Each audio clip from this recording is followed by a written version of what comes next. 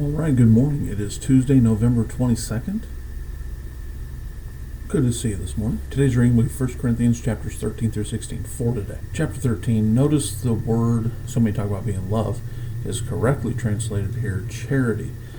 Charity's agape love. Charity is action. Charity is a love that's demonstrated. The interesting thing about that definition, it says here, there are certain things that love does, charity does, and there's an action.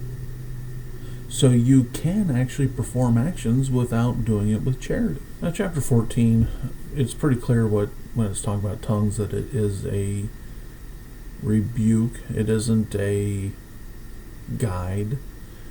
When we understand that in the book of Acts, tongues was one person speaking one language, his native tongue, but another person hearing in his own language at the same time.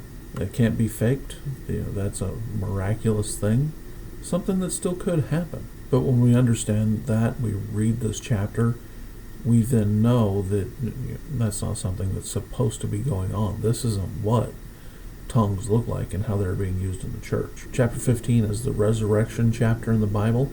It defines what the gospel is, the death, burial, resurrection of Jesus Christ. The fact that he was seen by 500 people after he was resurrected. Remember, Jesus didn't write down anything. We don't have the book of Jesus. It was witnesses that saw it. We know that Jesus lived. We know that the disciples lived.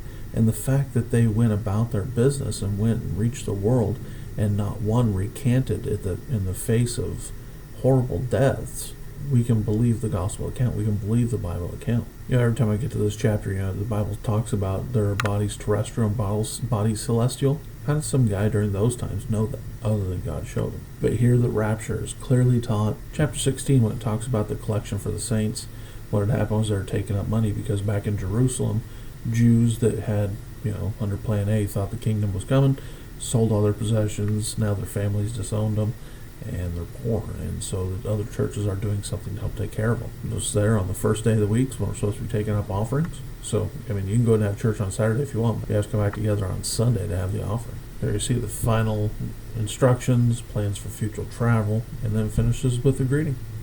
All right, hope you have a great day. We'll catch you tomorrow.